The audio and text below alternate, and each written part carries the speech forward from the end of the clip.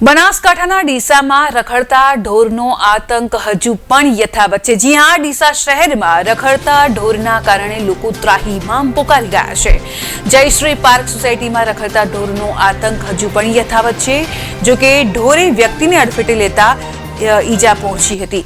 દીકરીને શાળાએ મૂકવા જતા આ દુર્ઘટના બનવા પામી। જ્યારે હવે ઈજાગ્રસ્ત વ્યક્તિ સારવાર માટે હોસ્પિટલમાં લઈ જવામાં આવ્યો। ત્યારે હવે રખડતા ઢોરને લઈને તંત્ર દ્વારા કાર્યવાહી કરવામાં આવે તેવી લોકો દ્વારા માંગ કરવામાં આવી રહી છે।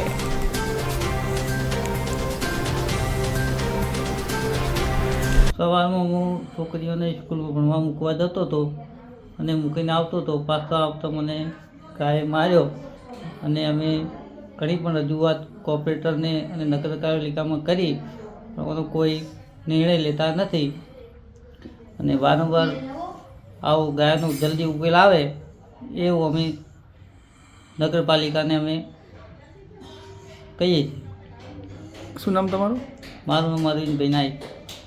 ઓકે, કેટલા સમયથી આ બનાવ બની રહ્યા છે રખડતા ઢોરોનો ત્રાસનો? સાહેબ, કેટલાય ટાઈમથી આ ચાલુ છે। ઘણા લોકોને લગાડ્યું છે પણ એ તંત્ર કોઈ કામ હાથમાં લેતું નથી। ડીસા નગરપાલિકામાં વારંવાર જે રખડતા ઢોરના પ્રશ્નો ઉદ્ભવે છે, તેના માટે નગરપાલિકા દ્વારા તાજેતરના મહિનામાં જ 200 થી 400 જેટલા ઢોરને પકડી અને પાંજરાપોળને સોંપવામાં આવેલા છે। નગરપાલિકા દ્વારા આ ઉપરાંત નગરપાલિકાના પ્રયાસો થકી જાહેરમાં ઘાસચારો ન નાખવા બાબતે બી જાહેરનામું પ્રસિદ્ધ કરવામાં આવેલું છે અને નગરપાલિકા દ્વારા આ જે અમુક સ્થળો હોય છે તેની પર જે રખડતા ઢોર ભેગા થઈ જતા હોય છે અને કેટલાકમાં પશુપાલકો દ્વારા સીધો જ ઘાસચારો મળી રહે એ માટે પણ છોડી દેવામાં આવતો હોય છે।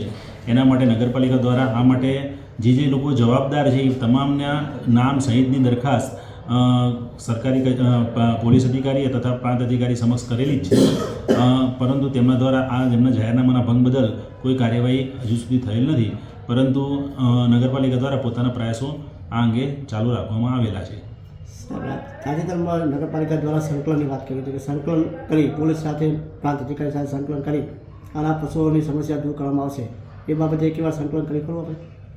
આ બાબતે અગાઉ પણ પોલીસને સાથે રાખીને ઢોર પકડવામાં આવેલા હતા અને ભવિષ્યમાં પણ આ અંગે જરૂરી કાર્યવાહી કરવામાં આવશે। રખડતી ગાયોને ત્રાસ માટે આ અમારે સોસાયટીમાં ત્રાસ છે ગાયોનો। સવારમાં અમારે સંબંધ સામે મિત્ર છે તેમને બી બાઇક સુધી ગાય આખલો અમને લગાડ્યો, તાત્કાલિક સારવાર કરવા અમારે લઈ જવું પડ્યું અને કોઈ સુધી હોસ્પિટલમાં દાખલ કરવામાં આવેલ અને આની કોઈ મીડિયાવાળા તો અમારે જાણ અમે કરીએ છીએ, બાકી બીજા કોઈ સારવાર કરવા માટે કોઈ રાજી નથી અને રખડતી ગાયનો કોઈ ધડીવાર નથી। તેના ઉપર અમે કેસ કરીએ, તેને અમે નોંધણી કરીએ, કેને પૂછ્યું ગાયના આખલાને મારી ક્યાં વસૂલ કરવાનો? અમારું નિવેદન છે કે આને રખડતા ઢોરને પાંજરાપોળમાં વ્યવસ્થિત પહોંચાડવામાં આવે। સોસાયટીમાં બહુ ત્રાસ છે ગાયોનો, રખડતી ગાયો છે, સાથે આખલા પણ છે। ઘણા સમયથી હું આવ્યો લગભગ 1.5-2 વર્ષ થવા આવ્યો છે, ત્યારથી તો આ ત્રાસ ચાલુ છે। એના પહેલાં કેટલા સમયથી ત્રાસ હશે એની મને ખબર નથી, પરંતુ ત્રાસ તો છે જ। આ ગાયનો કચરો નાખવા જતી હોય તો પણ પાછળ પડી જાય છે। એટલે આ ગાયોના ત્રાસનો નિકાલ જો નગરપાલિકા કે કોઈ પણ સારી રીતે કરી શકે તો આ સોસાયટીને એનો લાભ મળી શકે રહેવાસીઓને। બાકી તો આ ત્રાસ બીજો કોઈ વ્યક્તિગત ધોરણે કોઈ ત્રાસ દૂર કરી શકે એમ નથી। એટલે નગરપાલિકા રસ લઈને આ અંગે જો કંઈ કરતું કરે તો સોસાયટીના રહેવાસીઓને શાંતિ થાય। ગાયનો ત્રાસ વધી ગયો છે। મારા ભાઈ સવારે છોકરીઓની સ્કૂલ મૂકીને આવતા હતા, ગાયે હુમલો કર્યો છે, એટલા માટે વગાડ્યું છે। મહેરબાની કરીને નગરપાલિકાવાળાને એટલું જણાવ કરો છો કે આ ગાયોને રખડતા ઢોરને પકડી જાઓ। ગાયોનો ત્રાસ વધી ગયો છે। અમારે છોકરાની સ્કૂલ કેવી રીતના મૂકવા જવું, અમારે બેનને શાકભાજી કેવી રીતના લેવા જવું, બહુ ત્રાસ ગાયોનો વધી ગયો છે। મહેરબાની કરી અને આ ગાયોનું કંઈક કરો।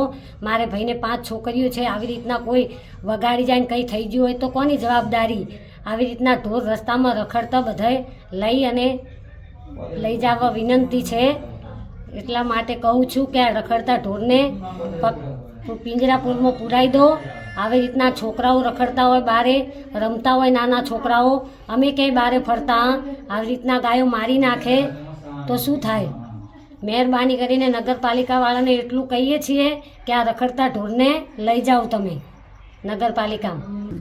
ગાયોનો ત્રાસ છે આ સોસાયટીમાં મને રહેવાનો બહુ મુશ્કેલ થઈ ગયો હોય. અમે શાકભાજી લઈએ તો કેવી રીતે લઈએ? ગાયો પાછળ દોડીને અમને મારે છે. ગાયોનો બહુ ત્રાસ છે. છેલ્લા કેટલા સમયથી ત્રાસ છે બેન? આ તો ઘણા સમયથી 12 મહિના જેવો થઈ ગયો હોય. દોઈ તકડી મારે છે, કોઈ બોધતા નહીં.